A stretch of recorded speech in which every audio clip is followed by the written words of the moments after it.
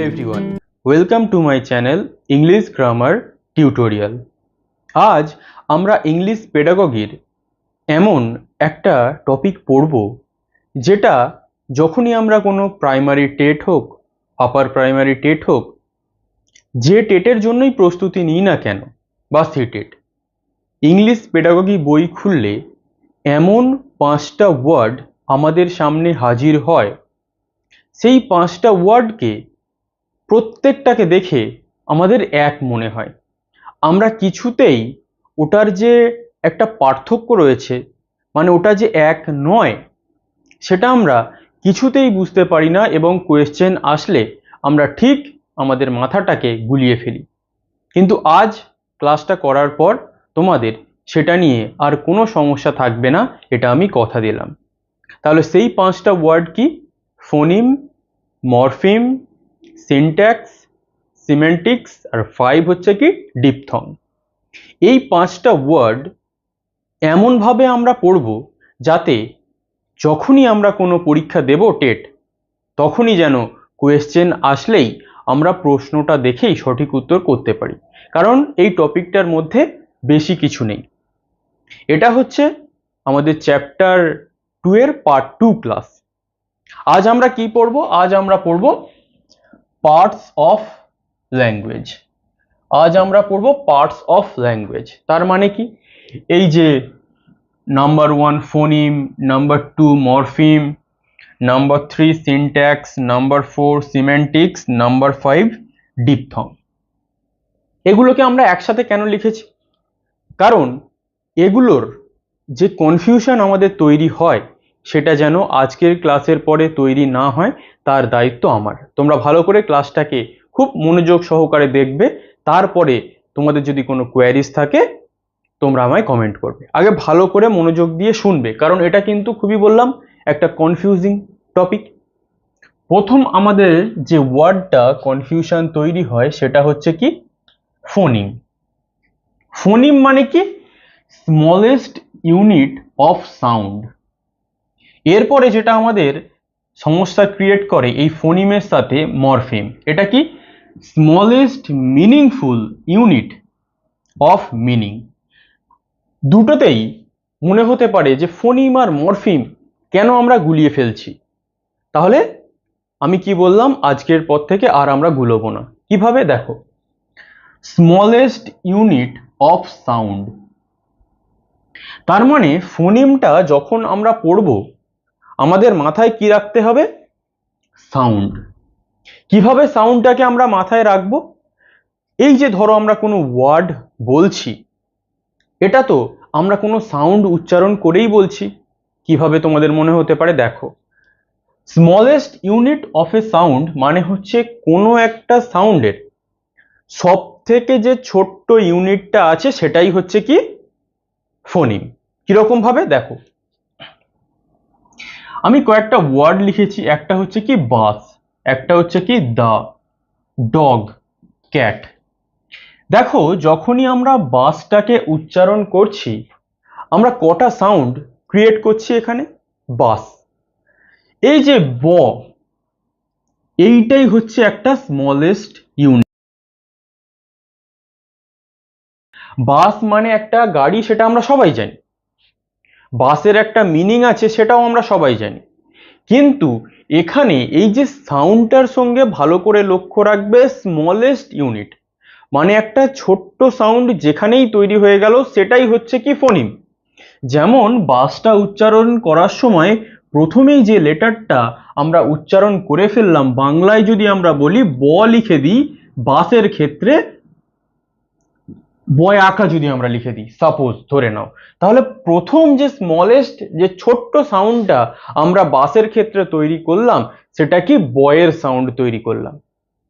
সেটা ইউএসটাকে আমরা কিন্তু আর ফোনিমের মধ্যে এই মুহূর্তে ধরছি না। কেন ধরছি না? কারণ এখানে আমাদের একমাত্র যদি আমাদের বুঝতে হয় তাহলে আমাদের স্মলেস্ট ইউনিটটাকে বুঝতে হবে, কারণ এখানে ইউ আছে, এস আছে। তাহলে যদি আমরা একদম স্মলেস্ট ইউনিটটাকে ধরি তাহলে এই বিতেই আমাদের একটা সাউন্ড তৈরি হয়ে গেছে। পরেরটায় আরো কনফিউশন ক্লিয়ার হবে, যেমন কি দা। দেখো, এই যে টি, টি মানে আমরা ট এর উচ্চারণ করতে পারি ট, কিন্তু এখানে দা, দয়জা ফালার উচ্চারণ হচ্ছে। তাহলে দয়জা ফালা আর ট নিশ্চয়ই একই বাংলাতে লেটার নয়, ঠিক ওটাকে তোমরা ইংরেজিতে ভাবো দা। তাহলে এই যে দা এর স্মলেস্ট ইউনিটটা কিন্তু শুধু টি নয়, এই যে টি এইচ দুটোকে একসাথে মিলিয়ে আমাদের এই যে সাউন্ডটা তৈরি হয়েছে, এটা হচ্ছে কি প্রথম সাউন্ডের ইউনিট। মানে ওই ওয়ার্ডটা তৈরি করতে গেলে যে সাউন্ডটাকে প্রথমেই আমরা বলে ফেলবো সেটাই হচ্ছে কি ফোনিম।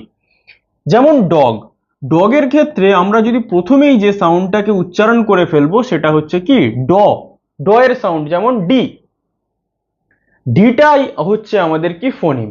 তাহলে এখানে যদি আমি বলি ক্যাট, তাহলে ক্যাটে আমাদের কি প্রথম ফোনিমে স্মলেস্ট ইউনিট অফ সাউন্ড আসছে ক, তাহলে ক্যাটের ক। তাহলে হোয়াট ইজ ফোনিম? ফোনিম কি? It is the smallest unit of sound. ভালো করে লক্ষ্য রাখবে, কিন্তু এখানে বলা হয়েছে কি সাউন্ড, এখানে কিন্তু কোনো মিনিং বলা হয়নি যেটা আমরা মরফিমে গিয়ে দেখব। এখানে এই সাউন্ডটার সাথে শুধু সাউন্ডটাই রিলেটেড, এর সাথে কিন্তু কোনো মিনিং রিলেটেড নয়। যেমন এখানে বাসটার ক্ষেত্রে এই যে ব সাউন্ডটা উচ্চারণ হয়ে যাচ্ছে এটাই ফোনিম, দায়ের ক্ষেত্রে টিএইচটা যে একটা স্মলেস্ট সাউন্ড উচ্চারণ হয়ে যাচ্ছে সেটাই স্মলেস্ট ইউনিট। ডগের ক্ষেত্রে যে ডিটা একটা স্মলেস্ট প্রথম যে সাউন্ডটা তৈরি করে দিল সেটাই smallest unit of a sound. তার মানে ডগ মানে কুকুর, কিন্তু সেই পুরো ডগটা কিন্তু ফোনিম নয়, আমাদের যে প্রথম যে স্মলেস্ট ইউনিট অফ সাউন্ড যেটা তৈরি হচ্ছে সেটাই কিন্তু ফোনিম। যেমন আমরা কি বলি ফ, ফটাকে আমরা ইংরেজিতে কি লিখি পিএইচ মানে ফ, তাহলে এই যে একটা পিএইচ মানে ফ সাউন্ড তৈরি হয়ে গেল এটাই কিন্তু ফোনিম। যেমন চ, সিএইচ মানে চ, এটাকেই যে আমরা একটা উচ্চারণ করে ফেললাম এই সিএইচ চ, এটা মানে কিন্তু একটাই সাউন্ড তৈরি হয়ে গেল, এটাই মানে হচ্ছে কি ফোনিম। তাহলে ফোনিম মানে অবশ্যই মনে রাখবে এটা হচ্ছে একটা সাউন্ডের ইউনিট, এটার উপরে কোনো মিনিং এর নির্ভর করে না কোনো ওয়ার্ডের ক্ষেত্রে। কিন্তু পরেরটাই কি দেখবো আমরা মরফিমে, the smallest meaningful unit of meaning, মানে কোনো একটা অর্থপূর্ণ সেটা ল্যাঙ্গুয়েজ হতে পারে বা কোনো ওয়ার্ড হতে পারে, তার সাথে যদি কোনো আমরা একটা স্মলেস্ট ইউনিট যুক্ত করে দিই তাহলে কিন্তু তার একটা অর্থ তৈরি হবে। কিন্তু এখানে আমরা জাস্ট দেখেছিলাম সাউন্ড, আর এখানে আমরা দেখব মিনিং। যেমন ক্যাপেবল, লিটারেট, ক্যাপেবল মানে কি যোগ্য, লিটারেট মানে কি শিক্ষিত। তাহলে এর সাথে যদি আমি একটা smallest unit eye N, incapable করে দিই, তাহলে এইটাই হয়ে যাচ্ছে কি আমাদের মরফিম। যে এই যে ছোট্ট একটা প্রেফিক্স আমি যুক্ত করে দিলাম ক্যাপেবল যোগ্য থেকে ইনক্যাপেবল অযোগ্য, তার মানে কি একটা মিনিংফুল ইউনিট অফ মিনিং, মানে কোনো একটা ওয়ার্ডের সাথে যদি তুমি একটা সামান্য কোনো একটা দুটো তিনটে একটা লেটার যুক্ত করে দাও তাহলে সে কিন্তু অবশ্যই সেই ওয়ার্ডটার সাথে বসে একটা অর্থপূর্ণ ওয়ার্ড তৈরি করে দেবে। মানে তুমি যদি এই ইনটা ক্যাপেবলের সাথে বসিয়ে দাও তাহলে এই ইনটার জন্য কিন্তু একটা নতুন অর্থপূর্ণ ওয়ার্ড তৈরি হলো, সেটা কি ইনক্যাপেবল অযোগ্য। যেমনই লিটারেট, এর সাথে যদি আই এল বসিয়ে দাও তাহলে সেটা হয়ে যাবে কি ইললিটারেট। তাহলে লিটারেট মানে যদি শিক্ষিত হয়, তার সাথে আমি একটা স্মলেস্ট ইউনিট বসিয়ে দিলাম আইএল, তারপরেও এটা কিন্তু একটা অর্থপূর্ণ ওয়ার্ড তৈরি হলো, সেটা কি ইললিটারেট, এটাও কিন্তু একটা অশিক্ষিত। তার মানে কি এটাও একটা আমরা যদি প্রেফিক্স যুক্ত করে দিই আইএল, তাও কিন্তু একটা সঠিক অর্থপূর্ণ ওয়ার্ড তৈরি হলো। যেমন আমি যদি বলি ব্রেন, BRAIN, এর সাথে আমি যদি LESS, লেস যুক্ত করে দিই, ব্রেনলেস মানে কি যার বুদ্ধি নেই বা মাথা নেই, একদম ব্রেনে ঘটে বুদ্ধি নেই। কিন্তু এই লেস, এটার এই যে ইউনিটটা আমি যুক্ত করলাম এর পরেও কিন্তু একটা ব্রেনের সাথে এই লেসটা যুক্ত করার পরেও একটা অর্থপূর্ণ ওয়ার্ড তৈরি হলো। তাহলে ফোনিম কি? ফোনিম শুধু সাউন্ডের সঙ্গে রিলেটেড, এর সাথে মিনিং এর কোনো সম্পর্ক নেই। কিন্তু মরফিমে যখন আসছি তখন ওই স্মলেস্ট যে ইউনিটটা আমি ওই ওয়ার্ডের সাথে বসাচ্ছি, তারপরে কিন্তু এর জন্য একটা অর্থপূর্ণ কি তৈরি হচ্ছে, অফ মিনিংফুল ইউনিট। এটাকে ভালো করে লক্ষ্য রাখবে, এটা হচ্ছে একটা মিনিংফুল ইউনিট। তার মানে কি, আমি যে ইউনিটটা বসাচ্ছি সেটা লেটার হোক, সেটা কিন্তু ওয়ার্ডের সাথে বসছে, মানে এটা একটা মিনিংফুল ইউনিট, ওটা বসেও আর একটা সঠিক অর্থপূর্ণ ওয়ার্ড তৈরি করেছে। তাহলে এই ইনটা আর ইলটা এটা কি, এই দুটো হয়ে যাচ্ছে বা এই লেসটা একটা meaningful unit of a meaning বা ইন এ ল্যাঙ্গুয়েজ, যে কোনো ক্ষেত্রে হতে পারে। তাহলে আশা করছি ফোনিম আর মরফিম নিয়ে তোমাদের কোনো সমস্যা থাকবে না। ফোনিম কি, শুধু সাউন্ডের সাথে রিলেটেড, ওটা একটা সাউন্ডের ইউনিট, ওখানে শুধু আমরা সাউন্ডটাকে যাচাই করি, ওর সাথে মিনিং এর কোনো সম্পর্ক নেই। কিন্তু মরফিমের সাথে যে ইউনিটটা আমরা ওর সাথে অ্যাড করলাম বা যুক্ত করলাম, সেটা বসানোর পরে একটা কিন্তু অর্থ বোঝাবে, এই জিনিসটাকে মাথায় রাখতে হবে। সিনট্যাক্স, সিনট্যাক্স আর কিছুই নয়, proper arrangements of words into a meaningful sentence. খুবই সহজ এটা, সিনট্যাক্স খুবই সহজ। কি, তুমি ওয়ার্ডগুলোকে এমনভাবে সাজালে যাতে সেটা যেন একটা অর্থপূর্ণ বাক্য তৈরি করে। যেমন I read English, I K subject, read K verb, English কি অবজেক্ট।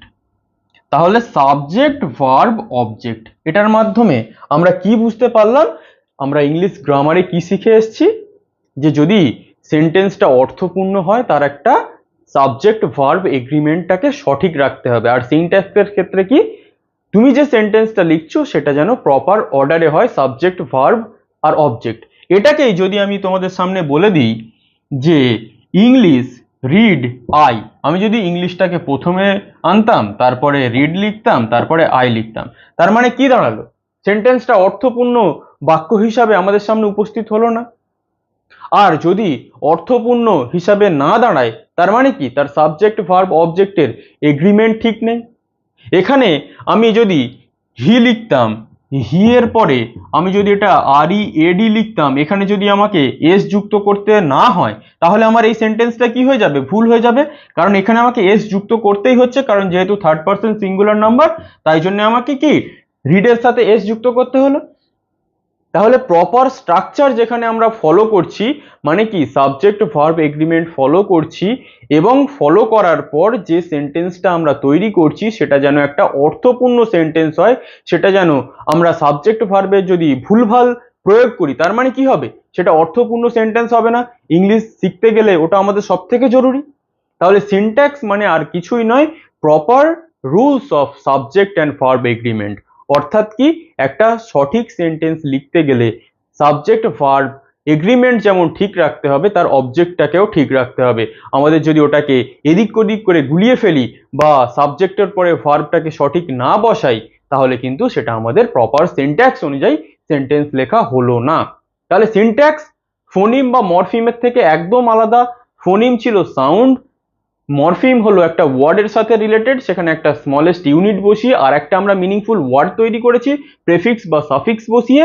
আর সিনট্যাক্স মানে কি দেখলাম, আমরা একটা গোটা সেন্টেন্স দেখলাম যেখানে আমরা সাবজেক্ট ভার্ব আর অবজেক্টের একটা মেলবন্ধন দেখলাম, কারণ এটা ছাড়া আমরা প্রপার সেন্টেন্স ইংলিশে কখনো লিখতে পারবো না, বলতেও পারবো না। তাহলে সিনট্যাক্স একদমই সহজ। এরপরে যেটা আমাদের আসে সেটা হচ্ছে কি, সিমেন্টিক্স। এই যে সিনট্যাক্স আর সিমেন্টিক্স এর মধ্যে ডিফারেন্সটা দেখো, study of meanings of words and phrases.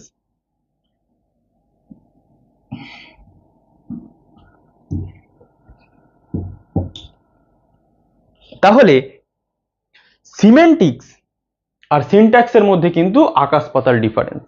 এখানে আমরা কি করছি, study of meanings of words and phrases. আমরা কিছু ওয়ার্ড এবং ফ্রেজের মিনিং নিয়ে স্টাডি করছি। অর্থাৎ কি, আমরা সেন্টেন্সে ধরো সাবজেক্ট ভার্বের এগ্রিমেন্ট ঠিক লিখেছি। ধরো তোমাকে জিজ্ঞাসা করা হয়েছে আমি পড়ি, পড়া ইংরেজি কি, রিড, তুমি বললে কি আই রিড। এবারে তোমাকে জিজ্ঞাসা করা হয়েছে আমি পড়ি ইংরেজি কি, তুমি বলছো কি আই গো। তাহলে গো মানে কি যাওয়া, তোমাকে কি বলতে হবে আই রিড। তাহলে সিমেন্টিক্সের অর্থ যেটা সহজে আমি বুঝিয়ে দিলাম সেটা কি, এখানে তুমি যে সাবজেক্ট ভার্বের এগ্রিমেন্ট সব ঠিক রেখেছো, পুরো সেন্টেন্সের গঠন ঠিক রেখেছো, কিন্তু তোমাকে বলা হয়েছে আমি পড়ি, তুমি তার জায়গায় লিখে দিয়েছো আমি যাই। তাহলে তোমাকে রিডের পরিবর্তে কি লিখতে হবে, গো লিখলে চলবে না। কেন? কারণ আমি পড়ি ইংরেজি আই রিড। তাহলে এখানে সিমেন্টিক্স মানে কি, এখানে ওই যে আমরা প্রপার স্ট্রাকচারটা ফলো করলাম কোথায়, সিনট্যাক্স, ওখানে কিন্তু সমস্তটাই প্রপার হতে হবে, সাবজেক্ট ভার্ব অবজেক্ট। আর এখানে কি আমরা সাবজেক্ট ভার্বের এগ্রিমেন্টটা ঠিক করে দিলাম, কিন্তু কোনো একটা ওয়ার্ডকে বা ফ্রেজকে সেটা ভুলভাল লিখে দিলাম, যার ইংরেজিতে মানেটা আলাদা, বা যেটা সেন্টেন্স আমাকে জানতে চাওয়া হয়েছে, বলতে চাওয়া হয়েছে, আমি সেটার মিনিং না লিখে ওই যে বলে দিলাম আই রিড আর আই গো। তাহলে এখানে একটা উদাহরণ দেখো, দ্য বয় হ্যাজ এক্সপায়ার্ড। অনেক সময় তোমরা দেখবে কিছু কিছু ক্ষেত্রে লেখা হয় কেউ কোনো ব্যক্তি বা কেউ কেউ মারা গেলে যে সে এক্সপায়ার করে গেছে, কিন্তু এই যে এক্সপায়ার্ড, আমাকে এটা যদি আমি প্রেজেন্ট পারফেক্ট টেন্সের ফর্মুলা অনুযায়ী তৈরি করি, এক্সপায়ারের এটা এক্সপায়ার্ড ভার্বের থার্ড ফর্ম অনুযায়ী ঠিকই আছে, কিন্তু এটাতে হওয়া উচিত কি ছিল, পাস্ট অ্যাওয়ে বা ডায়েড। এখানে আমি ধরেই নিলাম পাস্ট অ্যাওয়ে লিখে দেওয়া হোক। তাহলে পাস্ট অ্যাওয়ে মানে মারা যাওয়া। আর এক্সপায়ারি আমরা কোথায় লিখি, আমাদের যখন কোনো ওষুধের গায়ে লেখা থাকে, কোনো যে কোনো প্রোডাক্ট আমরা দেখি সেখানে কি লেখা থাকে যে এটা 3 মাস, এটা 3 বছর, ওটা 2 বছরের মধ্যে এক্সপায়ার হয়ে যাবে, এক্সপায়ারি ডেট লেখা থাকে। তাহলে ওখানে পাস অ্যাওয়ে ডেট কেন লেখা থাকে না, ওখানে ডায়েড ডেট কেন লেখা থাকে না, ওখানে এক্সপায়ারি কেন লেখা থাকে? কারণ ওই সময়ের পর ওই জিনিসটা আর কাজ করবে না। তাই মানুষ মারা গেলে এই এক্সপায়ার যে কথাটা আমরা লিখি সেটা একদম গ্রামাটিক্যালি ভুল, এবং অর্থের দিক দিয়েও ওটা ওই অর্থে লেখা যায় না। কারণ ধরো তোমার কোনো একটা ওষুধ খারাপ হয়ে গেছে, মানে ওষুধ খারাপ হয়ে গেছে বলছি, ওষুধের এক্সপায়ারি ডেট হচ্ছে 3 বছর, ওই এক্সপায়ারির জায়গায় যদি তোমার ওষুধের পেছনে লিখে দেওয়া হয় পাস অ্যাওয়ে ডেট, তার মানে কি মারা যাওয়ার ডেট, তাহলে পাস অ্যাওয়ে বা ডায়েড ওটা আমরা কোনো ব্যক্তি, কোনো জন্তু জানোয়ার যাদের প্রাণ আছে সেটার ক্ষেত্রে আমরা লিখতে পারি বা লিখে থাকি, কিন্তু এক্সপায়ারিটা ওই যে আমরা কোনো প্রোডাক্টের ক্ষেত্রে ব্যবহার করে থাকি, যে এই মেয়াদ পর্যন্ত ওর লাস্ট ডেট, ওর পরে গেলে ওটা এক্সপায়ার্ড হয়ে যাবে, তার মানে ওর কার্যকারিতা কি নষ্ট হয়ে যাবে বা ওটা কোনো পয়জনে পরিণত হবে। তাহলে সিমেন্টিক্স এর অর্থ কি, সাবজেক্ট ভার্ব এগ্রিমেন্ট আমার ঠিক আছে, কিন্তু আমি যে মিনিংটা বসিয়েছি সেটা কি ওই সেন্টেন্সের ওই অর্থ অনুযায়ী সঠিক নয়। ওই যে বললাম ওষুধের গায়ে যদি পাস অ্যাওয়ে ডেট লেখা থাকে তোমার মাথাটা ঘুরে যাবে, যে পাস অ্যাওয়ে ডেট লেখা আছে, এখানে তো এক্সপায়ারি ডেট লেখার কথা। তাহলে সিমেন্টিক্স মানে আর কিছুই নয়, এটা হচ্ছে কি study of meanings of word, যে আমরা যে সেন্টেন্সটা লিখছি সেখানে যে মিনিংটা বা ফ্রেজটা আমরা লিখেছি সেটা ওই অর্থপূর্ণ জায়গা অনুযায়ী সঠিক কিনা। আমরা সাবজেক্ট ভার্বের এগ্রিমেন্ট ঠিক করে দিয়েছি, কিন্তু ওই বললাম মিনিংটা ভুল করে দিয়েছি, তাহলেও কিন্তু সেটা চলবে না। তাহলে সিমেন্টিক্সে আমরা কি করি, মিনিং নিয়ে স্টাডি করি, যে একটা সেন্টেন্সে যে মিনিং জানতে চাওয়া হয়েছে সেটা আমরা ঠিকঠাক ওখানে মিনিংটাকে লিখেছি কিনা। ঠিক আছে, তাহলে সিনট্যাক্স আর সিমেন্টিক্স এর মধ্যে আশা করছি আর কোনো সমস্যা নেই। এরপরে আছে কি ডিপথং, যেটা একদমই সহজ কিন্তু আমরা বুঝে উঠতে পারি না বলে আমাদের সমস্যা হয়। তোমরা অনেক সময় ছোট ওয়ার্ড দেখো, অনেক সময় বড় ওয়ার্ড দেখো, ওয়ার্ডগুলো কি দিয়ে তৈরি হয় তোমরা কি জানো, লেটার দিয়ে তৈরি হয়। সঠিক লেটার বসিয়ে আমরা একটা অর্থপূর্ণ ওয়ার্ড তৈরি করি। সেই লেটারগুলোকে আমরা কি কি ভাগে ভাগ করি, একটা হচ্ছে ভাওয়েল আর একটা হচ্ছে কনসোনেন্ট। তাহলে প্রত্যেকটা ওয়ার্ডের মধ্যে আমরা কি জানি, ভাওয়েল থাকে, কনসোনেন্ট তো অবশ্যই থাকে, কিন্তু 5টা ভাওয়েলের মধ্যে আর 2টো সেমি ভাওয়েলের মধ্যে একটা ভাওয়েল বা 2-3টে ভাওয়েল মাস্ট, বা একটা ভাওয়েল থাকতেই হবে, এটা আমরা সহজে জানি। আর ডিপথং হচ্ছে কি, এমনই একটা ওয়ার্ড আমরা দেখব, বা কিছু ওয়ার্ড আমরা অনেকগুলো ওয়ার্ড দেখতে পারি, সেখানে কি ডবল ভাওয়েল সাউন্ড থাকবে, অর্থাৎ আমরা যখন ওয়ার্ডটা লিখব 2টো ভাওয়েল পাশাপাশি থাকবে, সেটাকেই বলে হচ্ছে কি ডিপথং। যেমন কি নেয়ার, নেয়ার মানে আমরা কি জানি, কাছে। ই মানে আমরা কি জানি, ফাওয়েল। এ মানে আমরা কি জানি, ফাওয়েল। তাহলে দেখো ই আর এ দুটো ফাওয়েল পাশাপাশি বসেছে এই ওয়ার্ডটার, তাহলে এটাকেই বলে ডিপথং, যেখানে একটা ওয়ার্ডে দুটো ফাওয়েল পাশাপাশি বসে দুটো ফাওয়েলের সাউন্ড ক্রিয়েট করে। এরপরে কি লায়ার, লায়ার মানে কি মিথ্যুক। এখানে আই একটা ফাওয়েল, এ একটা ফাওয়েল, তাহলে দুটো ফাওয়েল কি হয়েছে, পাশাপাশি বসেছে, তাহলে ডিপথং। একদমই সহজ। ডিপথং মানে কি দাঁড়ালো, ডবল ফাওয়েল সাউন্ড, বা দুটো ফাওয়েল একটা ওয়ার্ডে যখন পাশাপাশি বসবে। এদেরকে কিন্তু আবার পাশাপাশি বসতে হবে। ধরো একটা ওয়ার্ডে দুটো ভাওয়েল রয়েছে, কিন্তু একটা ভাওয়েল প্রথমে বসেছে, তার মাঝে দু তিনটে কনসোনেন্ট বসে গেছে, তারপরে আবার একটা ভাওয়েল বসেছে, এটা কিন্তু আবার ডিপথং হবে না। দুটো ভাওয়েলকে একটা ওয়ার্ডের পাশাপাশিই বসতে হবে, যেমন নেয়ার আর লায়ার। ক্লিয়ার? তাহলে আশা করছি ডিপথং নিয়ে আর কোনো সমস্যা থাকার কথা নয়। তোমরা একবার স্ক্রিনশটটা তুলে নাও। তাহলে এই যে আমরা ফোনিম, মরফিম, সিনট্যাক্স, সিমেন্টিক্স আর ডিপথং দেখলাম, আমি আশা করব এরপরে তোমাদের আর কোনো সমস্যা থাকবে না। কারণ আমাদের মেন সমস্যা হচ্ছে বোঝার সমস্যা। আমরা যদি কোনো জিনিসটাকে সহজ করে বুঝতে না পারি, বিশেষ করে ইংলিশ পেডাগগির মতো জিনিস, যেখানে আমরা প্রত্যেকটা টপিককে যদি ইন ডিটেলে কনসেপচুয়ালি ক্ল্যারিটি না তৈরি করতে পারি, তাহলে কিন্তু আমরা ইংলিশ পেডাগগির কোনো টপিকই ভালো করে বুঝতে পারবো না। কারণ ইংলিশ পেডাগগি পুরোটাই হচ্ছে কি একটা সায়েন্স। যত ভালো আমরা বুঝতে পারবো, তত ভালো তার আমরা স্কোর করতে পারবো, অ্যান্সারগুলো সঠিক করতে পারবো। না হলে আমাদের ওই ফোনিম, মরফিম, সিনট্যাক্স, সিমেন্টিক্স এর মধ্যে আমাদের দ্বন্দ্ব থেকে যাবে। কোনটা ফোনিম বুঝতে পারবো না, কোনটা মরফিম বুঝতে পারবো না, এবং কোনটা যে সিনট্যাক্স আর কোনটা যে সিমেন্টিক্স সেটা আমরা বুঝতে পারবো না। তাহলে তোমাদের যদি মনে হয় এর পরেও তোমাদের কোনো সমস্যা রয়ে গেছে, তোমরা আমাকে কমেন্ট করবে, আমি কমেন্টে তোমাদের রিপ্লাই করে দেবো। তাহলে আজ এই পর্যন্তই, এরপরে আমাদের অন্য টপিকে দেখা হবে। Thank you for watching.